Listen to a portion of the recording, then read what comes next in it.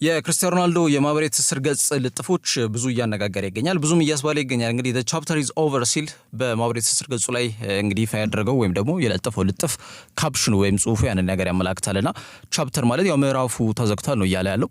ምዕራፉ ግን የአልናስር አጠቃላይ እግር ኳስ ክለቡን ምዕራፍ ነው ወይስ ደግሞ የዚህ የውድድር ዘመን ምዕራፍ የሚለው በግራም በቀኝም ሀሳብ እየተሰነዘረበት ይገኛል። እንግዲህ ክርስቲያኖ ሮናልዶ ዶስ ሳንቶስ አቬሮ ይሄ ፖርቹጋላዊ ኮከብ በሄደበት ሊግ ተጽዕኖ ፈጣሪ ነው። የስፖርት ሰው ብቻም አይደለም።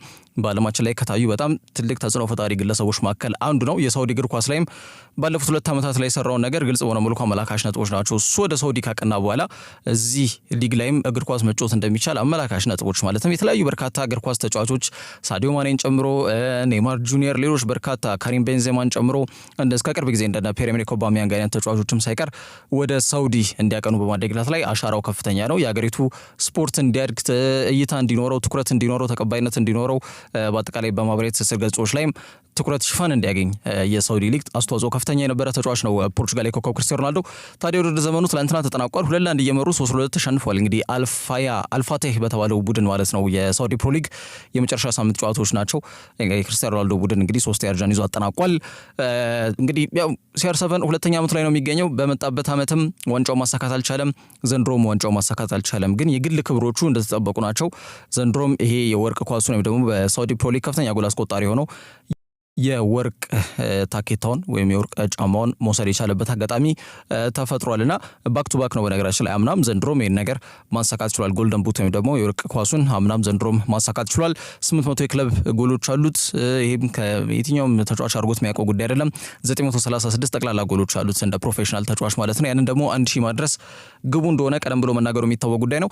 ከጃኒ ኢንፋንቲኖ ጋር በተያያዘ የዓለም አቀፉ የእግር ኳስ አወዳዳሪ አካል የፊፋ ፕሬዚዳንት የሆኑት የጣሊያናዊ መላጣው ግለሰብ ከዚህ በፊት የተናገሩት ነገር እንደነበር ይታወቃል። የፊፋ የክለቦች የዓለም ዋንጫ ዘንድሮ በ4 ዓመት አንዴ ነው የሚመጣው። ዘንድሮ ለየት ባለ መልኩ የተለየ የጨዋታ ቅርጽን ይዞ 32 ቡድኖች ይካፈሉበታልና ሊዮኔል ሜሲ እንደሚሳተፍ ይታወቃል ከኢንተር ማያሚ ጋር። አልናስር ግን ለክለቦች የዓለም ዋንጫ አላለፈም። ስለዚህ ክርስቲያኖ ሮናልዶ አይሳተፍም ማለት ነው። ግን ክርስቲያኖ ሮናልዶ የሚሳተፍበት መንገድ ለመዘርጋት ጥረት እያደረግን እንገኛለን ብሏል። ይሄ ማለት መቼስ ብቻውን አይደለም የሚጫወተው በክለብ ታቅፎ ነውና የትኛውን ክለብ ሊያቀና ይችላል፣ አልናስር ይለቃል ማለት ነው የሚል ሀሳቦች ሲሰነዘሩ መቆየታቸው አይዘነጋም። ትላንትና ደግሞ የክርስቲያኖ ሮናልዶ የማህበራዊ ትስስር ገጽ ልጥፍ this chapter is over still being written grateful to all ሚል ጽሁፍ አስፍሮ የለጠፈው ልጥፍ ደግሞ በስፋት ይሄ ነገር መሬት የወረደ ነው፣ እውነትም ክለቡ ሊለቅ የሚችልበት እድል ሰፊ ነው ማለት ነው ተብሎ ሀሳብ እንዲሰጥበት እያስገደደ ይገኛል። ክርስቲያኖ ሮናልዶ እውነት ቀጣይ ማረፊያው የት ይሆናል? ቻፕተር is closed ያለው ምዕራፉ የአልናስር ነው ወይስ ደግሞ የዚህን የውድድር ዘመን ብቻ የሚሉት ጉዳዮች የክረምት የዝውውር መስኮት ምላሽ የሚሰጥበት ይሆናል። ከዛ ውጪ ዶን ካርሎ አንቸሎቲ የብራዚል ብሔራዊ ቡድን ሆኖ በይፋ መሾማቸው የሚታወቅ ጉዳይ ነው። ባሳለፍነው እሁድ ሪዮ ዴ ጄኔሮ ከተመዋል ወይም ደርሰዋል። የ5 ጊዜ እንግዲህ የዓለም ዋንጫ አሸናፊዋን ሀገር ብራዚልን ስኬት ታሪክ እንግዲህ ከ260 ሚሊዮን በላይ ህዝቦች ነው ያሉት በብራዚል። አብዛኛው 85% የሚሆነው ኳስ ተጫዋች ነውና ኳስ እንደ ባህል እንደ ቋንቋ የሚነገርበት ሀገር ላይ በተለይ ከ2002 በኋላ ከዓለም ዋንጫ ጋር ያልታረቀች ሀገር ሆና ርቃለች። ከ20 ዓመታትን በላይ አልፏታል። ያን ነገር እንግዲህ ለማቅረብ ትልቅ አስተዋጽኦ ያበረክታሉ ተብሎ ታምኖባቸዋል። እንግዲህ ካርሎ አንቸሎቲ የብራዚል ብሔራዊ ቡድን እንደተረከቡ ይታወቃልና ለመጀመሪያ ጊዜ እንግዲህ ጥሪ ያደረጉላቸውን ተጫዋቾች ስም ዝርዝር ይፋ አድርጓል። በዚህ መሰረት እንግዲህ ካሴሚሮ፣ አንቶኒና አንድሬ ሳንቶስ በድጋሚ ጥሪ ቀርቦላቸዋል። የካሴሚሮ ግን ለየት ያደርገዋል። የ33 ዓመቱ እንግዲህ ብራዚላዊ አማካይ መስመር ተጫዋች ካሴሚሮ በተለይ ወደ ማንቸስተር ዩናይትድ ካቀናም በኋላ ይበልጥ ለሀገሩን መወከል የቻለበት አጋጣሚ አልተፈጠረም ነበር። ያ ደግሞ በዋናነት በተለይ በ2002 የኳታር ዓለም ዋንጫ ላይ ሀገሩንም በአምበልነት ሲመራ የነበረ ተጫዋች ነው ካሴሚሮ። ከዛ በኋላ ቲቴ እስኪሰናበቱ ድረስ ከዛ በኋላም ዶሪቫል ጁኒየር ከመጡ በኋላ ለዚህ ተጫዋች ለካሴሚሮ ማለት ነው ጥሪ ማቅረብን ተቆጥቧል እና 1 ዓመት ገደማ ከብሔራዊ ቡድኑ ርቆ ነበረ ካሴሚሮ። በካርሎ አንቸሎቲ ግን ዳግም ጥሪ ቀርቦለታል። ሁለቱ ያላቸው ቅርርብ ይታወቃል። ቀረቤታም በፐርሰናሊም ሊሆን ይችላል፣ በግል የሜዳ ላይም ቀረቤታ አላቸው። የካርሎ አንቸሎቲ ሜዳ ላይ እንዲሰራ የሚፈልገውን ነገር ካሴሚሮ በደንብ ጠንቅቆ ያውቃል። ያን ነገርም በማድሪድ በተደጋጋሚ በተለይ የሶስትዮሽ ጥምረታቸው ላይ ከክሮስና ከሞድሪች ጋር በተያዘ ካሴሚሮ ለሰከንድ ቤንች ማይደረግ ተጫዋች ነበር በካርሎ አንቸሎቲ ጊዜ ማለት ነውና በተለይ ክለቡ ደም ሲለቅ በጣም ካዘኑ ግለሰቦች መካከል ካርሎ አንቸሎቲ አንዱ እንደነበር የሚታወቅ ጉዳይ ነው። ስለዚህ በድጋሚ ጥሪ ያቀርበውለታል ማለት ነው። ከዛ ውጪ የፊት መስመር ተጫዋቹ ኔይማር ጁኒየር አሁንም ቢሆን ከጉዳት ጋር በተያያዘ በጣም እየታገለ የሚገኝ ተጫዋች ነው። በወጥነት ባለው መልኩ ጥሩ አቁሙን ማግኘት የቻለ ተጫዋች አይደለም። አሁንም ቢሆን ምንም አልሂላልም ለቆ እንግዲህ ሳንቶስን ቢቀላቀል ማለት ነውና ጥሪ ያልቀረበለት ሌላው ተጫዋች ሆኗል ማለት ነው። በአጠቃላይ የጥሪ የቀረበላቸውን ተጫዋቾች ለመልከት ያህል በግብ ጠባቂ በኩል አሊሰን ቤንቶና ሁጎ ሶሳ ናቸው ጥሪ የቀረበላቸው። በተከላካይ መስመር ላይ አሌሳንድሮ ሪቤሮ፣ ሉካስ ቤራልዶ የፒኤስጂ ተከላካይ፣ ከዛ ውጪ ካርሎስ አውጉስቶ ከኢንተር ሚላን፣ ዳኒሎ ኦርቲዝ፣ ማርኪኒዮስ የፒኤስጂ እንዲሁም ቫንደርሰን እና ዌስሊ ናቸው ጥሪ የቀረበላቸው። በአማካይ መስመር ላይ የፉላሙ አንድሪያስ ፔሬራን ጨምሮ የቼልሲ ንብረት የሆነው አንድሬ ሳንቶስ፣ ከዛ ውጪ ብሩኖ ጊሜሬሽ፣ ካሴሚሮ እንዲሁም ኤደርሰን የጃምፔሮ ጋስፔሪኒው የአታላንታው የአማካይ መስመር ተጫዋች ነው ኤደርሰን። ከዛ ውጪ ጌርሰን እንዲሁ ጥሪ ቀርቦላቸዋል። በፊት መስመር ላይ አንቶኒ እንግዲህ ጥሪ ቀርቦለታል፣ ምንም ጥያቄ የለውም። ዩናይትድን ከለቀቀ በኋላ እንደ አዲስ የተወለደው ተጫዋች ነው። በዩናይትድ እግር ኳስ ራሱ በመደሰቻ ሳይሆን በጣም ማዝንበት የስፖርት መድረክ ሆኖብኝ ነበረ። ስራ ቢሆንም እያዘንኩኝ ስራ እየተከፋው የምጮትበት ጊዜ ነበርና በጣም ከዚህ በላይ መቋቋም አልችልም ብዬ ያለቀስኩበት አጋጣሚ ነበር ብሎ በቅርብ አሁን ሰሞኑን እንግዲህ ቃለመጠይቅ ላይ አንቶኒን ነገር ይፋ ማድረጉ የሚታወቅ ጉዳይ ነውና ወደ ሪያል ቤቲስ ካቀና በኋላ ግን ሌላ ተጫዋች ሆኖ እየታየ ይገኛል። የነገ ደግሞ በኮንፈረንስ ሊግ ፋይናል ከቼልሲ ጋር እንግዲህ ዋንጫ ክብርም ከቤቲስ ጋር የሚያሳካበት እድልን እንግዲህ የሚያገኝ ይሆናል ማለት ነው። አንቶኒ ጥሪ ቀርቦለታል። ከዛ ውጭ ኤስቴቫኦ ዊሊያን ተጫዋች በቼልሲ በተለይ የፊታችን አሁን በዚህ የክረምት የዞር መስኮት ላይ 18 ዓመት ሞላው ቼልሲን ይቀላቀላል። የቀጣይ ዓመት የቼልሲ ማጥቃት እንቅስቃሴ አብዮት አቀጣጣይ ይሆናል ተብሎ ነው የሚገመተው። ከኮል ፓልመር ጋር ኤስቴቫኦ ዊሊያን በፓልሜራስ ነው የሚጫወተው። ጥሪ ቀርቦለታል። ጋብሪኤል ማርቲኔሊ ከአርሰናል፣ ማቲያስ ኩኛ አሁን ከዩናይትድ ብንለው ይሻላል፣ ወደ ዩናይትድ የሚያደርጉን ዝውውር ያጠናቀቀ ተጫዋች ስለሆነ፣ ራፊኒያ ከባርሴሎና፣ ቪኒሲየስ ጁኒየር ከሪያል ማድሪድ እንዲሁም ደግሞ ሪቻርልሰን ድጋሚ እንግዲህ ጥሪ ቀርቦለታል። ይህም ተጫዋች ከ2002 በኋላ ጥሪ ቀረበለት አንድ ጊዜ ብቻ ነው ለሀገሩ። በጣም ከብሔራዊ ቡድን ከራቁ ተጫዋቾች መካከል ሪቻርልሰን ስሙ ይጠቀሳል። ግን በኤቨርተን ከካርሎ አንቸሎቲ ጋር በደንብ ይታወቃሉ። የአጥቂ ምርጫቸው ቁጥር 1 ሪቻርልሰን ነው። ስለዚህ ተጫዋች ጥሪ እንዳቀረቡለት ማንሳት ይቻላል ማለት ነው። ብራዚል እንግዲህ የዓለም ዋንጫ ማጣሪያ መርሃ ግብሯን በቀጣይ ወር የምታከናውን ይሆናል። ከዛ ውጪ ላሚን ያማል አዲስ ውል ይፈርማል ተብሏል። ይህም በተረጋገጠ ደረጃ እየተገለጸ የሚገኝ ጉዳይ ነው። እስከ 2031 ድረስ የባርሴሎና ተጫዋች እንደሚሆን በፊርማው በመጪዎቹ ጥቂት ቀናቶች ላይ ያረጋግጣል ተብሏል። የ17 ዓመቱ ተስፈኛ ቀኝ ክንፍ የአጥቂ መስመር ተጫዋች ላሚን ያማል በነገራችን ላይ ይሄ ተጫዋች ከኢንተር ሚላን ጋር የመልስ በተለይ ደግሞ ሁለተኛው አጋማሽ ላይ የነበረው እንቅስቃሴ እኔ እንግዲህ በዚህ እድሜ አይደለም ብቻ ታይቶ የሚታወቅ በጣም አስደናቂ እንቅስቃሴ ነበር ያደረገው ኢንተር ሚላን የመልስ ጨዋታ ሳንሲሮ ላይ ሁለተኛው አጋማሽ ይሄንንም ዚነዲን ዚዳን የመሰከረለትና ያጨበጨበለት ተጫዋች ነው ላሚን ያማል። በ17 ዓመት እንደዚህ በጣም የአጠቃላይ የሁሉም የሜዳው ላይ ትኩረት አንድ ተጫዋች ላይ ሲሆን አይቻል አቅም ብሎ ተናግሯል ዚነዲን ዚዳንና እሱም የመሰከረለት በጣም ጥሩ አቅም ያለው ተጫዋች ነው ላሚን ያማል። ወኪሉ ሆርጌ ሜንዴስ ነው። ሆርጌ ሜንዴስ የፖርቹጋላዊ ግለሰብ ከዚህ በፊትም የክርስቲያኖ ሮናልዶ በተለይ ክርስቲያኖ ሮናልዶ ከዩናይትድ ለቆ ወደ አውሮፓ ወደሚገኙ ክለቦች እንዲፈልግ ጥያቄ አቅርቦ ሜንዴስ ፈልጎ ማግኘት አቃተው ከእሱ ጋር መለየታቸው ይታወቃል እንጂ ሆርጌ ሜንዴስ በርካታ ተጫዋቾች ወኪል ነው።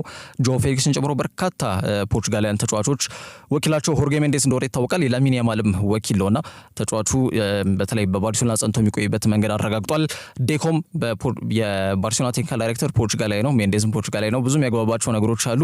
ሜንዴስም ከሚመለከታቸው የባርሴሎና አካላቶች ጋር ከተነጋገረ በኋላ የላሚን ያማልን በተለይ ጥቅም የሚያስጠብቅ አይነት ኮንትራት መቅረቡን ካረጋገጠ በኋላ ተጫዋቹ ውሉን እንደሚያድስ ማረጋገጫ ሰጥቶበታል ማለት ነው። የተጫዋች በጣም ጥሩ አቅም ያለው ተጫዋች ነው። ወደፊት የወርቅ ኳስ ፕሬስቲጂየስ የሚባለውን አዋርድ ወይም ደግሞ የባላንዶር ክብረን የማሳካት አቅም ካላቸው ተጫዋች መካከል አንዱ ነው። ምንም ጥያቄ የለውም። የጊዜ ጉዳይ ነው። ገና 17 ዓመቱ ነው።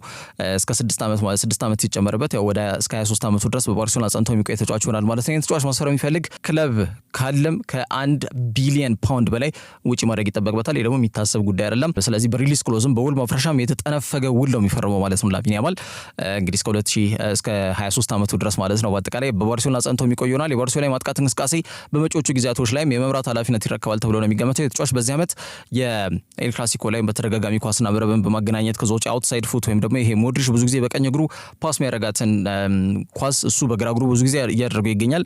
በአውትሳይድ ፉት ሌላው መለያው ጉዳዮች እየሆኑ ይገኛሉ። ከላሚን ያማል ጋር በተያያዘ የስፔን ላሊጋን ጨምሮ የኮፓ ዴል ሬይ እንዲሁም ደግሞ የስፔን ሱፐር ካፕን በዚህ ዓመት ከባርሴሎና ጋር በስፔን ውስጥ ያሉትን ሁሉንም ዋንጫዎች ጠራርጎ የወሰደ ተጫዋች ነውና በቀጣይ ጊዜያቶች ላይ ደግሞ ሻምፒየንስ ሊግን ማሳክቶ የባላንዶር ክብረ የማሳካት አቅም እንዳለው ብዙዎች የመሰከሩለት ይገኛሉ። ያማል እስከ 2030 በባርሴሎና ተጫዋች እንደሚሆን በይፋ የተረጋገጠበት አጋጣሚ እንዳለ ማንሳት ይቻላል። ከዛ ውጪ አስገራሚ ጉዳዮች ከአርሰናል እግር ኳስ ክለብ የዝውውር ርዕሰ ጉዳዮች ጋር በተያያዘ እየተሰሙ ይገኛሉ። እንግዲህ የሰሜን ለንደኑ ክለብ ስማቸው አሁን ከሰሞኑ በተለይ የክረምት የዝውውር መስኮት ገና ሳይከፈት ከቤንያሚን ሼስኮና ከቪክተር ጊዮኬሬሽ ጋር እየተያዘ እንደሚገኝ ይታወቃል። በስፋት እንግዲህ መረጃዎችም በተለይ ታምብሎይዶችም አውታሮችም ይህን ነገር ነው እየተቀባበሉ የሚገኙት። አሁን ታዲያ ወደ ስፔን ታማኒነትን ካተረፉ አውታሮች መካከል ስሙ ከፊት የሚጠቀሰው ማርካ ደግሞ እንዳስነበበው ከሆነ መድፈኞቹ ዩሊያን አልቫሬዝን ከአትሌቲኮ ማድሪድ ለማስፈረም እንቅስቃሴዎችን ጀምሯል ሲል አስነብቧል። እንግዲህ አርጀንቲናዊ የዓለም ዋንጫ አሸናፊ ተጫዋች ነው። ዩሊያን አልቫሬዝ ወደ ፕሪሚየር ሊጉ መመለስ እንደሚፈልግ የሚጠቁሙ መረጃዎች ሲወጡ መቆየታቸው አይዘነጋም። አዲሱ የክለቡ ቴክኒካል ዳይሬክተር አንድሪያ ቤርታ የቀድሞ የማንቸስተር ሲቲ የአጥቂ መስመር ተጫዋች ምን አይነት አስተዋጽኦ ሜዳ ላይ ሊያበረክት እንደሚችል በደንብ ጠንቅቆ ያውቃል። ከቀድሞ ክለቡም ይህንን ተጫዋች ለማስፈረም ጥረት እያደረገ ይገኛል ተብሏል። አርሰናል እንግዲህ ያለፉትን 2 ዓመታት ዋንጫውን ለማሳካት ከጫፍ እየደረሱ ያልቻሉበት መንገድ ወይም ደግሞ ከፉክክር በዘለለ ምንም የተለየ ነገር ማሳየት እንዳይችሉ እንቅፋት ከሆነባቸው ጉዳዮች መካከል አንዱና ዋነኛው በክለቡ ሁነኛ የ9 ቁጥር የአጥቂ መስመር ተጫዋች አለመኖር ነው። ያ ከብዙ በጥቂቱ የሚነሳ ምክንያት ነው። ያንን ነገር ግን እልባት ለመስጠት ከዛ በተጨማሪ የስብስባቸውን ጥልቀትና ጥራት መጨመር መቻል እንዳለባቸው በዚህ ውድድር ዘመን የ2004-2005 የውድድር ዘመን ለተከታታይ 3ኛ ጊዜ 2ኛ ደረጃን ይዘው ያጠናቀቁበት የውድድር ዘመን በደንብ ያስረዳቸውም ይመስላል። በዚህ ዝውውር መስኮት ደግሞ ክለቡ ምን ያክል በጣም በቁም ነገር ለመንቀሳቀስ እንዳሰበም ማሳያ ተደርጎ እየተቆጠረ ይገኛል። የዩሊያን አልቫሬዝን ዝውውር ማከናወን ፍላጎት አላቸው ተብሎ መገለጹ ማለት ነው። በአሁኑ ሰዓት በዓለማችን ላይ አሉ ከሚባሉ በጣም ጨራሽ የአጥቂ መስመር ተጫዋቾች መካከል አንዱና ዋነኛው ነው ዩሊያን አልቫሬዝ። አምና በዚህ ሰዓት ነበረ ሲቲ ለቆ እንግዲህ ሮጂ ብላንኮዎችን የተቀላቀለው። አትሌቲኮች እንግዲህ ለተጫዋቹ የወጡት ሂሳብ ከተከፈላቸው ተጫዋቹን ለመልቀቅ ብዙ ያቅማማሉ ተብሎ አይገመትም። እንደሚታወቀው አሌክሳንደር ሶርሎዝም በዚህ ክለብ ውስጥ የሚገኝ ሌላው የአጥቂ ባህሪን የተላበሰና ጥሩ እንቅስቃሴ እያደረገ የሚገኝ ተጫዋች ነው። አልቫሬዝ ዘንድሮ በተሰለፈባቸው 36 የላሊጋ መርሃ ግብሮች 19 ጎል ሲያስቆጥር 3 ኳስ አመቻችቶ አቀብሏል። በሁሉም ጨዋታዎች ካየነው ደግሞ በ54 ጨዋታዎች 29 ጎል ያስቆጠረ ተጫዋች ነው። ታዲያ የአርሰናል ቴክኒካል ዳይሬክተር አንድሪያ ቤርታ ደግሞ ከቀድሞ ክለቡ ወይም ከአትሌቲኮ ማድሪድ የሚያውቃቸው የውሳኔ ሰጪ አካላት የክለቡ የበላይ አካላት ጋር በመነጋገር ተጫዋቹን ለማስፈረም ጥረት እያደረገ እንደሚገኝ ነው መረጃዎች በስፋት እየጠቆሙ የሚገኙት። እንደሚታወቀው አንድሪያ ቤርታ በአትሌቲኮ ማድሪድ በነበረው ቆይታ ሉዊስ ሱዋሬዝን ከባርሴሎና በማስፈረም እንግዲህ የላሊጋውን ክብር ከፍ አድርጎ እንዲያሳኩ ትልቅ ሚና የተወጣ ግለሰብ ነው አንድሪያ ቤርታ። ከዛ ውጪ እንደና አልቫሮ ሞራታ አይነት ተጫዋቾችንም እንዳስፈረመ ይታወቃል በተለያዩ ጊዜያቶች ላይ ማለት ነው። ስለዚህ የማጥቃት እንቅስቃሴ ላይ ወይም ደግሞ የ9 ቁጥር ቦታ ላይ የሚገኙ አጥቂ መስመር ተጫዋቾችን ለክለቡ የሚያስፈልጉ መፍትሄ ላይ በተለይ ደግሞ በአጥቂ መስመር እስከሆነ ድረስ ይሄ ግለሰብ ያንን መፍትሄ ለማቅረብ ዝግጁ የሆነ እንቅስቃሴዎችን በተለያዩ ጊዜያቶች ላይ ሲያደርግ እንደ አብነትም እንደ ምሳሌ ለመጥቀስ ያለው የሱዋሬዝና የሞራታን ጉዳይ ጠቀስኩት። በአርሰናልም አልቫሬዝ የትክክለኛው የአርሰናል እንግዲህ የ9 ቁጥር ጥያቄ ምላሽ ነው ብሎ ያሰበም ይመስላል። ይህንን ዝውውር ለመቋጨት አርሰናል እስከ 83 ሚሊዮን ፓውንድ ድረስ ወጪ ለማድረግም ዝግጁ ናቸው የሚሉ ጉዳዮች ናቸው እየወጡ የሚገኙት። እንግዲህ ማርካ ይህንን ዘገባ ይዞ ወጥቷል። ማርካ ደግሞ ታማኒነት በተለይ ክርስቲያኖ ሮናልዶ ወደ ጁቬንቱስ ያቀናል ሲል ማንም አላመነውም። ማርካ ነበር የዘገበው ምን ያክል ታማኒነት ወይም ደግሞ ለክለቡ ቅርብ የሆነ ለማድሪድ ከተማ ክለቦች ማለት ነው ለሪያል ማድሪድም ለአትሌቲኮ ማድሪድም ቅርብ የሆነ አውታር እንደሆነ አመላካሽ ነጥብ ነውና አርሰናል ተጫዋች ላይ ፍላጎት እንዳላቸው ተጫዋቹን ለማስፈረም ንግግር መጀመራቸውን በይፋ ዘግቧል። ከዛ ውጪ ማንቸስተር ሲቲዎች ራያን አየት ኑሪን ለማስፈረም ይፋ ጥያቄ ያቀርበዋል። ይህንንም ለክለቡ ቅርብ የሆነው ድረገጽ ሲቲ ኤክስትራን ያስነበበው። በዚህ ዓመት ክለቡ ወልቭስ ሜዳ ላይ አስደናቂ እንቅስቃሴን እያሳዩ ከሚገኙ ተጫዋቾች መካከል አንዱና ዋነኛው ራያን አየት ኑሪ ነው።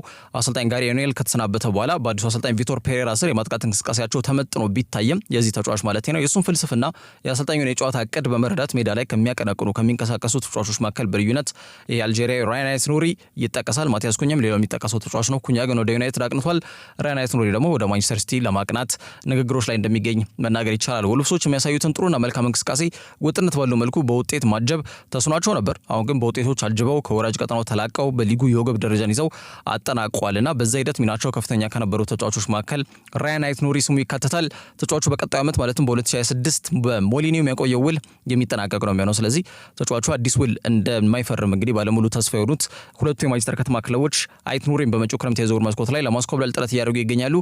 ሁለቱ የማንቸስተር ከተማ ክለቦች ማለት የዩናይትድ ተጫዋች ላይ ፍላጎት እንዳለው ግልጽ ነው። አዲሱ አሰልጣኝ አሞሪም በዩናይትድ እዚህ ቦታ ላይ ያለው ክፍተት መጠቀም መቻል እንዳለበት አምኗል። እንደሚታወቀው ፓትሪክ ዶርጉ ያው ፈርሟል። የተጫዋች ከሊቼ በቂ አይደለም። ከዛ በተጨማሪ ደግሞ ከሱ ፍልስፍና ጋር ተጣጥሞ መሄድ የሚችል ተጫዋች በዚህ ቦታ ላይ እንደሌለ ተረድቷል። ያው የሉክሾ ቦታ ላይ የሚነሱ ክፍተቶች ስላሉ ነው ተጫዋቹ ላይ ያልተረጋጋ ሜዳ ላይ አቋም ማለትም ክህሎቱ እንደ ድሮ አለመሆኑ ተደራራቢ ጉዳት የሚያጋጥመው ተጫዋች መሆኑ ቦታውን እንዲያድስ ለፓትሪክ ዶርጉም ይበልጥ ፉክክር ሊሰጥ የሚችል ጥሩ አቅም ያለው ፕሪሚየር ሊጉን በደንብ የሚያውቅ ተጫዋች ማስፈረም መቻል አለብን የሚል እምነት ላይ ደርሷል ተብሎ የተገለጸ ይገኛል። ከዛ በተጨማሪ ደግሞ ሊቨርፑልም የዚህ ተጫዋች ላይ ፍላጎት ነበራቸው። በነገራችን ላይ የርገን ክሎፕ ክለቡን እስኪለቅ ድረስ በጣም በጥብቅ ሲፈልጉት የነበረው ተጫዋች ነው ራያን አይስኖሪ። በተለይ ሮበርትሰንና ኮስታ ሲሚካስ ምንም ያው ሮበርትሰን የእድሜ ጉዳይ ይነሳበታል 31ኛ ዓመቱን ባሳለፍነው ወር ነው ያዘው። ኮስታ ሲሚካስ የሚያሰለፍ እድሉን በጣም ጠባብ ነው። ክለቡንም ሊለቅ እንደሚችል የተገለጸ የሚገኘው ይሄ ተጫዋች የቡድኑ የማጥቃትና የመከላከል ሚዛን በሚገባ በመጠበቅ ቡድኑ ምንድነው ሚዛኑ ሳይዛነፍ በ90 ደቂቃ ጥሩ እንቅስቃሴ አድርጎ እንዲወጡ በማድረግ ሂደት ላይ ትልቅ ግልጋሎትና ጠቀሜታን የሚሰጥ ተጫዋች ነው። ለውልቭስ ያንን ይሰጥ በተደጋጋሚ ተመልክተናል። ዘንድሮም ያንን ነገር አይተናልና ሊቨርፑልያን ክለባቸው እንዲቀላቀል ለማድረግ ያላቸው ፍላጎት ከፍተኛ ነበር። ግን አሁን በተለይ አርነ ስሎት ወደ አሰልጣኝነት መንበሩ ከመጣ በኋላ ፊታቸውን ሙሉ ለሙሉ ወደ ሚሎሽ ኬርኬዝ ያዞሩና ፍላጎታቸውም ወደዚህ ተጫዋች ያዘነበለ ይመስላል። የአንጅ ፖስቴኮግሉ ቶተንሃምም የደስቲኒ ዶጊ የተገደበ የማጥቃት እንቅስቃሴን ከግምት በመክተት እንግዲህ ተጫዋቹ በቀይ መስመር ላይ ፔድሮ ፖሮ የሚሰጠውን አይነት ግልጋሎት በግራ በኩል እንደሌላቸው ነው የሚያምኑት። ከዛ አንጻር ተጫዋቹን ለማስፈረምም ከመንቀሳቀስ ባለፈ መልኩ 30 ሚሊዮን ዩሮ በመመደብ የዝውውር ጥያቄ ማቅረባቸው የሚታወቅ ጉዳይ ነው፣ ውድቅ ቢደረግ ማለት ነው። ስለዚህ ተጫዋቹ በበርካታ ክለቦች እንደሚፈለግ አመላካች ነው። ሲቲ ግን ከሁሉም ክለቦች አንዱ እርምጃ ወደፊት ሳይራመድ የቀረ ክለብ እንዳልሆነ ነው ሲቲ ኤክስትራ ይዞት የወጣው መረጃ የሚያመላክተው። ወልቭስ በፍጹም አይስኖሪ ማጣት አይፈልጉም። ግን ተጫዋቹ ኮንትራቱ ቀጣይ ዓመት ነው የሚጠናቀቀው። ማያድስ ከሆነ ደግሞ በነፃ ከሚያጡት ይልቅ ዋጋ መጥራት ይጀምራሉ ተብሎ ይገመታል። አልጄሪያዊ 23 ዓመቱ ራያን አይስኖሪ በሳምንት 33,000 ፓውንድ ብቻ ነው የሚያገኘው። ተጫዋቹን ለማስፈረም የሚፈልጉ ክለቦች ደግሞ አሁን ከሚያገኘው ደሞዝ ቢያንስ 2 እጥፍ የሆነ ሳምንታዊ ክፍያም ለመክፈል ዝግጁ ናቸው። የፔፕ ቡድን ሲቲ ደግሞ በይፋ ፉክክሩን ተቀላቅሎ ተጫዋቹን ለማስፈረም ይፋ እንቅስቃሴ ጀምሯል። ስፔናዊ ታክቲሽያን ጋርዲዮላ የአይስኖሪ ረጅም ጊዜ አድናቂ ነው። በስብስቡ በግራም የቀኝ መስመር ተመላላሽ ተከላካይ ስፍራ ቦታ ላይ ያለውን ክፍተት እንደሚታወቀው ማቲያስ ኑኔዝ ያለ ቦታው የቀኝ መስመሩን ሲመራ፣ እንዲሁም ተስፈኛ ወጣት ኒኮ ኦራይሊ ደግሞ የግራ መስመሩን እንዲመራ ሲገደዱ መቆየታቸው የሚታወቅ ጉዳይ ነው። ኒኮ ኦራይሊ እንኳን ተፈጥሯዊ ቦታው ነው፣ ግን ገና ወጣት ነው፣ ሊጉን በደንብ አላወቀውም።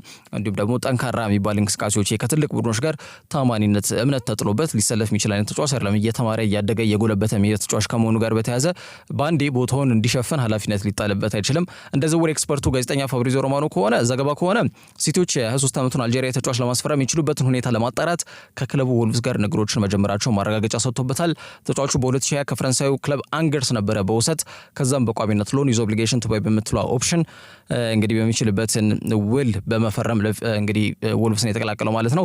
ተጫዋቹ የነበረው የውሰት ቆይታን በሚያሳየው እንቅስቃሴ ደስተኛ የነበሩት ወልቭሶች ውሉን ቶሎ ቋሚ ያደርገውታል በ9.8 ሚሊዮን ፓውንድ ወጪ አድርገው ማለት ነው። አሁን ታዲያ ተጫዋቹን ለማግኘት ወደ 45 ሚሊዮን ፓውንድ ወጪ ማድረግ ሊጠይቅ እንደሚችል ይገምታልና ትልቅ ኢንቨስትመንት ነው። ጥሩ ገቢ አግኝተው ተጫዋቹን መሸኘት የሚችሉበት እድል ይኖራል። ማቲያስ ኑኔዝን ከወልቭስ ያስፈረሙት ሲቲዎች አሁንም አይስኖሪን ከወልቭስ በማስፈረም ሂደት ላይ ምንም እንቅፋት ያጋጥመናል ብለው አይገምቱም። የዝውውር ጥያቄው ግን የተጫዋቹ ብቻም ሳይሆን ወልቭስን ፍላጎት ማለትም የሚጠይቁትን ሂሳብ ለመክፈልና ለማሟላት የትኛው ክለብ በፍጥነት ጥረት ያደርጋል፣ በፍጥነት ይንቀሳቀሳል የሚለው ጉዳይ ነው የሚጠበቀው። የራያን አይስኖሪ ወዴት ያምራል የሚለው ጉዳይ በዚህ ክረምት የዝውውር መስኮት ከሚጠበቁ አንኳር ነጥቦች መካከል አንዱ ነው። ከዛ ውጪ ሊቨርፑል ፍሎሪያን ቪርትስን ለማስፈረም የመጀመሪያ ጥያቄ ያቀርባል። የወቅቱ መነጋገሪያ 10 ቁጥር ሚናን የሚወጣው የ22 ዓመቱ ጀርመን አጥቂ አማካይ መስመር ተጫዋች የባየር ሙኒክን ጥያቄ ለመቀበሉን ተከትሎ መዳረሻው አንፊልድ ይመስላል። እሱም ይህንን ዝውውር ለማከናወን ከፍተኛ ፍላጎት እያሳየ እንደሚገኝ ነው መረጃዎች የሚጠቁሙት። ሻምፒዮኖቹ ሊቨርፑሎች የአጥቂ አማካይ መስመራቸውን ለማጠናከር በብቸኝነት የያዙትን ይህንን ተጫዋች ለማስፈረም እንቅስቃሴ ጀምሯል። ታዲያ ትላንት ይፋዊ 100 ሚሊዮን ዩሮ ወይም ወደ 83.9 ሚሊዮን ፓውንድ ይዘው ቀርበዋል። የመጀመሪያ ዙር ጥያቄም ስለማቅረባቸው ነው የተገለጸ የሚገኘው። ተቀባይነት ያገኛል አያገኝም የሚታይ ነው የሚሆነው። ዝውውሩን ግን ቶሎ ለመቋጨት ይፈልጋሉ ሊቨርፑሎች። ከትላንት በስቲያ ዋንጫውን ከፍ አድርገው ካሳኩ በኋላ ምንም ጊዜ ሳያጠፉ ስብስባቸውን ለማጠናከር ጥረት እያደረጉ ይገኛሉ። በነገራችን ላይ ትላንትና በነበረው የባስ ፓራድ ወይም ደግሞ በተለይ ዋንጫውን ከደጋፊዎቻቸው ጋር የሚያጣጥሙበት መድረክ ነው። በየተዘዋወሩ በሊቨርፑል ጎዳናዎች ላይ ከደጋፊዎቻቸው ጋር ይህንን ደስታ እያጣጠሙ በነበረበት ሰዓት ላይ እንግዲህ ወደ ደጋፊዎች እየተነዳ የመጣ መኪና እንግዲህ ወደ 17 ሰዎች ላይ ጉዳት አድርሷል ተብሎ የተገለጸ ይገኛልና ክለቡም ይህንን ጉዳይ ከመርሲሳይድ ፖሊስ ጋር እያጠራ እንደሚገኝ ለሞቅ ተችሏል። መንገድ ብዙ ጊዜ ዝግ ነው። ባስ ፓራድ ላይ እንዴት ነው ያ ግለሰብ ወይም ደግሞ መኪና እንዴት ነው ሊነዳ የተሻለው በዛ ሰዓት ላይ የሚል ጥያቄ ማላቸው ጉዳት የደረሰባቸውም የሊቨርፑል ደጋፊዎች አሁን ሕክምና የተከታተሉ እንደሚገኙ ነው መረጃዎች በስፋት እየጠቆሙ የሚገኙት ማለት ነው። ወደ ቪርትስ ስናቀና ያው እንደሚታወቀው ጓደኛው ጀርሚ ፍሪምፖንግ ወደ ሊቨርፑል ማቅናቱና ለ5 ዓመት ውል መፈረሙ ተረጋግጧል። አሁን ደግሞ ጓደኛው ቪርትስ ለማግኘት ተቃርቧል። ተጫዋቹ ቤት እየፈለገ ነው ተብሏል። ማለት ቤት ሊቨርፑል ቤት ከገዛ ግልጽ በሆነ መልኩ ወደዛ ክለብ የሚያምራት እድሉ ሰፊ ስለመሆኑ አመላካሽ ነጥብ ነው፣ የጊዜ ጉዳይ ካልሆነ በስተቀር ማለት ነው። ተጫዋቹ በዚህ ዓመት በሌቨርኩሰን እግር ኳስ ክለብ ውስጥ 16 ጎል አስቆጥሮ 15 ኳስ አመቻችቶ ማቀበል የቻለ ተጫዋች ነው። የማጥቃት እንቅስቃሴ ላይ ትልቅ አስተዋጽኦ ሊያበረከት የሚችል አቅም ያለው ተጫዋች ነው። የነ መሐመድ ሳላህን አቅም ይበልጥ ያጎለብታል ተብሎ ይገመታል። እነሱ ላይ ብቻ የተጣለውንም ሸክም ለመጋራት ነው ወደ ሊቨርፑል የሚያቀናው። ሌቨርኩሰኖች ከተጫዋቹ ወደ 130 አነሰ ከተባለ በዛ ከተባለ ደግሞ 150 ሚሊዮን ዩሮ ነው የሚጠብቁት። ሊቨርፑል ያቀረቡት 100 ነው። እንግዲህ ሊቨርፑል ጥያቄ ተቀባይነት የማግኘት እድሉ ጠባብ ሊሆን እንደሚችል ይሄ አመላካሽ ነጥብ ሊሆን ይችላል። ግን በድርድር ከስምነት መድረሳቸው መድረሳቸው እንደማይቀር ግን ሊቨርፑል ኤኮ ይዞት የወጣው መረጃ ያመላክታል። ከዛ ውጪ ማንቸስተር ዩናይትድ ብራያን ቤሙን ለማስፈረም 54 ሚሊዮን ፓውንድ ይዘው እንግዲህ ጥያቄ አቅርበዋል ተብሏል። እንግዲህ ማንቸስተር ዩናይትድ እዚህ ቦታ ላይ ከማርከስ ራሽፈርድ ጋር በጊዜያዊነት ተለያይቷል። አሁን ደግሞ በቋሚነት ሊለያዩ እንደሚችሉ እየተገለጸ ይገኛል ከራሽፈርድ ጋር ማለት ነው። በዛ ምክንያት እንግዲህ ቤሙን ለማስፈረም ከፍተኛ ፍላጎት ማሳደራቸው እንደ ክለብም ጥረት እያደረጉ የሚገኙበት ጉዳይ ስለመሆኑ እየተገለጸ ይገኛል። ራሽፈርድ ተነሳ እንጂ ጄደን ሳንቾም አንቶኒም ዳግም እንግዲህ ወደ ማንቸስተር ዩናይትድ የመመለስ እድላቸው ምን ያክል ሰፊ ነው የሚለው ራሱን የቻለ ትልቁ አጠያቂ ጉዳይ ነው። በየክለቦቻቸው ደስተኛ መሆናቸውን እየገለጹ ስለሚገኙ ማለት ነውና ምቤሙ አምና የብሬንትፈርድ ምርጡ ተጫዋች ነበር ቢባል ማጋነን አይሆንም። ባደረጋቸው 25 የፕሪሚየር ሊግ ጨዋታዎች 9 ጎል አስቆጥሮ 6 ኳስ አመቻችቶ አቀብሎ ነበር። ዘንድሮም ከዛው ቋሚ የቀነሰ ነገር አይታይበትም። ዘንድሮም በአጠቃላይ ባደረጋቸው በፕሪሚየር ሊጉ 32 ጨዋታዎችን አድርጓል። 15 ጎል አስቆጥሯል። 4 ኳስ አመቻችቶ ማቀበል የቻለ ተጫዋች ነው። የአመቱ ምርጥ ተጫዋቾች ስም ዝርዝር ውስጥም ስሙን አካቷል። በእንግሊዝ ፕሪሚየር ሊግ ላይ ማለት ነው። ወደ 2677 ደቂቃዎች ገደማ ተሰልፎ የተጫወተ ተጫዋች ነው። እንደሚታወቀው ብሬንትፈርድ ላይ ሌሎች የማጥቃት እንቅስቃሴን የተላበሱ ተጫዋቾች እንደነበሩ ይታወቃል። አይቨን ቶኒ ጨምሮ ዮሐን ዊሳ ቶኒ በተለይ ደግሞ ከጨዋታ ውርድ ጋር ባልተሰለፈባቸው ጊዜያቶች ላይ በሂደትም ክለቡን በለቀቀበት ጊዜ ላይ የቡድን የማጥቃት እንቅስቃሴ ዋና አድራጊ ፈጣሪ በመሆን በተለይ ብሬንትፈርድ ብዙ በማጥቃት እንቅስቃሴ የሳሳ ቡድን ሆኖ እንዳይታይ በማድረግ ሂደት ላይ ብሬንትፈርድ ትልቅ ሚና ብራያን ቤሙ ትልቅ ሚና ሲወጣ ነበረ። ከዮሐን ዊሳ ጋር ደግሞ የፈጠሩት ጥምረት አስደናቂ ሆኖ ባለፉት 2 ዓመታት እየተመለከትነው እንገኛለን ማለት ነው። በየጨዋታዎቹ ለብሬንትፈርድ የማጥቃት እንቅስቃሴ እንዲሳለጥ የሚያደርገው ጥረት ተጫዋቹ ያለውን አቅም ቁልጭ አድርገው የሚያመላክት ነውና ካሜሮናዊ ነው። ይሄ ክንፍ አጥቂ ተጫዋች ሌላው ምቹ አማራጭ በመሆን የአሞሪም ስብስብን ተዋህዶ ለመንቀሳቀስ የሚቸገር ተጫዋች ይሆናል ተብሎ አይገመትም። በአማድ ያለው ቦታ ላይ ትክክለኛ ተተኪ መሆን ይችላል፣ ፉክክር ሊሰጥ ይችላል። እንዲሁም ደግሞ የሜዳ ላይ አስተዋጽኦም እንደ አማድ የመሆን አቅም ያለው ተጫዋች ከመሆኑ ጋር በተያያዘ አሁንም በክረምት የዝውውር መስኮት ላይ ተጫዋቹ ለማስፈረም ጥረት እንደሚያደርጉ ዴይሊ ሜል በዘገባው ላይ አመላክቷል ማለት ነው። የተጫዋቹ እንቅስቃሴ ሌሎች ክለቦችንም ቀልብ ስቧል። አርሰናልን ጨምሮ ሊቨርፑል ተጫዋቹን የማስፈረም ፍላጎት አላቸው። ግን ከማንቸስተር ዩናይትድ እንግዲህ ፋይ ጥያቄ አቅርቧል። ሌሎች ምቤሙን የሚፈልጉት ሌሎች ክለቦች ጥያቄ ሳያቀርቡ ዩናይትድ ግን አንድ እርምጃ ተራምዷል። እንግዲህ እነን ተጫዋች የግሉ ለማድረግ በሚደረገው ጥረት ላይ ቀደም ብዬ እንዳነሱት ወደ 100 ሚሊዮን ፓውንድ ነው የተመደበለት ይህ ቡድን። ግን ከቻለ ግብ ጠባቂውን ካልቻለ ግን የማጥቃት እንቅስቃሴውን ሊያሳልጡ የሚችሉ ተጫዋቾችን በማስፈረም ሊጣመድ ይችላል ተብሎ ነው የሚገመተው። እንደሚታወቀው የማቲያስ ኩኛ ዝውውር ኦልሞስት ተጠናቋል በስፋት ተብሎ የተገለጸ የሚገኘው ማለት ነው። በቀጣይ ጥቂት ቀናቶች ላይም ክለቡ ራሱ በማህበራዊ ትስስር ገጾቹ አማካኝነት ይፋ ያደርጓል ተብሎ ይገመታል። የሩበን አሞሪም የክረምት የዝውውር መስኮት የመጀመሪያው ፈራሚ መሆኑም እንደማይቀር ነው መረጃዎች በስፋት እየጠቆሙ የሚገኙት።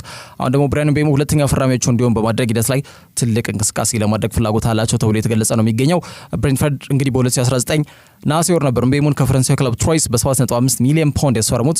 አሁን አትርፈው እንግዲህ ይሸጡታል ማለት ነው። በትልቅ ለዞም ከፍተኛ በሆነ መልኩ ጥሩ ትርፍ ነው የሚያገኙበት ከዚህ ተጫዋች ማለት ነው። ቤሙ በጂቴክ ኮሚኒቲ ስታዲየም እስከ 2026 ሰኔ ወር ድረስ የሚያቆይ ኮንትራት አለው እስከ ቀጣይ ዓመት ማለት ነው። ግን ያው ኮንትራቱን የማያድስ ከሆነ ተጫዋቹን በነፃ ብሬንትፈርዶችን ማጣት አይፈልጉም። ስለዚህ በዛ ቢባል ያው ተጫዋቹን በመጪው ክረምት የዝውውር መስኮት ላይ ከ50 እስከ 60 ሚሊዮን ዩሮ ከቀረበ ይህንን ተጫዋች ለመሸጥ ይገደዳሉ ተብሏል። ዩናይትድ ደግሞ ያቀረበው ወደ 54 ሚሊዮን ፓውንድ ገደማ ነውና ተጫዋቹን ምናልባትም ደግሞ ይህንን ጥያቄ ከግምት ውስጥ ሊከቱ ይችላሉ ተብሎ በስፋት የተገለጸ ይገኛል ማለት ነው። ባለው ወቅት ሁኔታ ዩናይትዶች ይህንን ተጫዋች ለማስፈረም የሚደረገውን ፉክክር እየመሩ እንደሚገኙ ማንሳት ይቻላል። የዩናይትድ ይፋዊ የዝውውር ጥያቄ በብሬንትፈርዶች ምን አይነት ምላሽ ይሰጥበታል የሚለው ጉዳይ በቀጣይ ይጠበቃል። በመጨረሻም 32 ተጫዋቾችን የያዘው የዩናይትድ ስብስብ ወደ እስያ አቅንቷል። የውድድር ዘመኑ ባሳለፍነው እሁድ መጠናቀቁ የሚታወስ ሲሆን ተጫዋቾቹ ተበታትነው የተወሰነ የእረፍት ጊዜያቸውን እንኳን የሚያጣጥሙበትን ጊዜ ተነፍገዋል ተብሎ ሊወሰድ ይችላል። እንግዲህ ከ1974 አንስቶ በክለቡ ታሪክ እጅግ በጣም አስከፊ የሚባለውን የውድድር ዘመን አሳልፎ ያጠናቀው ማንቸስተር ዩናይትድ ምንም ረፍት ሳይወስዱ 32 ተጫዋቾችን በመያዝ ወደ እስያ ስለማቅናታቸው ለማወቅ ተችሏል። አሰልጣኝ ሩበን አሞሪም የውድድር ዘመኑ ሲጠናቀቅ 2 የአቋም መገምገሚያ ወይም መለኪያ ጨዋታዎችን እንደሚያደርጉ ቀደም ብሎ ማሳወቁ አይዘነጋም። ከቡድኑ ጋር የሚጓዙ ተጫዋቾች መካከል አምበሉ ብሩኖ ፈርናንዴዝን ጨምሮ ካሴሚሮ እንዲሁም ደግሞ አዲስ ክለብ መፈለግ እንደሚችል የተነገረው የ20 ዓመቱ አርጀንቲና የተስፈኛ ወጣት አሌሃንድሮ ጋርናቾ ይገኙበታል።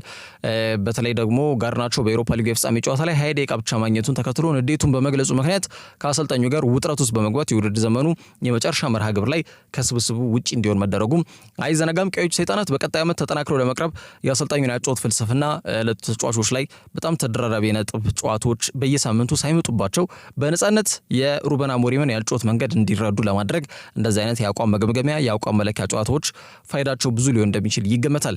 ወደ ማሌዥያ ነው ያቀኑት ቀዮች ሰይጣናት እንግዲህ ነገ ኤዥያ ምርጥ ስብስብ ወይም ኤዥያን ኦል ስታርስ ጋር በኳላላምፑር ጨዋታቸውን ያደርጋሉ። እንዲሁም የፊታችን አርብ ደግሞ ከሆንግ ኮንግ ብሔራዊ ቡድን ጋር የሚጫወት ይሆናል። ከዚህ ጉዞ ወደ $10 ሚሊዮን ክለቡ ገቢ እንደሚያገኝም ቢቢሲ ዘግቧል ማለት ነው። ሃሪ ማጓየር ከዚህ ጋር በተያዘ ጥያቄ ቀርቦለት ነበር። የረፍት ጊዜያችሁ ነው፣ አሁን የውድድር ዘመኑ ተጠናቋል፣ ግን እናንተ ጨዋታ ልታደርጉ ነው፣ ምን ትላለህ በዚህ ጉዳይ ላይ ብሏል። እንግዲህ እኛ ረፍት ጊዜያችን ነው ማጣጣም አለብን ብለን እንግዲህ ጥያቄ ማቅረብ የምንችልበት ሁኔታ ላይ አይደለም ያለ ነው። ይሄ የሚታይ ጉዳይ ይመስለኛል። ብዙም ተጫዋቾች ምናልባት ደስተኛ ላይሆኑ ይችላሉ በዚህ ጉዞ፣ ምክንያቱም ረፍት ማግኘት የሚፈልግ ተጫዋች ሊኖር ስለሚችል። ግን በዚህ ውድድር ዘመን ያሳየነው ደካማ እንቅስቃሴ ረፍት ይገባናል ብለን የምንጠይቅበትን ሞራል እንድናጣ አድርጎናል ብሎ ተናግሯል ሃሪ ማጓየር። የቡድኑ ይፋዊ የቀድሞ ውድድር ዝግጅቶች ግን በቀጣይ ሐምሌ ወር በአሜሪካ እንደሚጀምሩ ይታወቃል። ቀዮች ሰይጣናት የ2004-2005 የውድድር ዘመንን 11 የሊግ ጨዋታዎችን ብቻ በማሸነፍ 15ኛ ደረጃን ይዘው ማጠናቀቃቸው የሚታወቅ ነው። ለዛሬ ይዘላችሁ ስፖርታዊ መረጃዎች እነዚህን ይመስላሉ። በያላችሁበት ጥሩ ጊዜ ነው።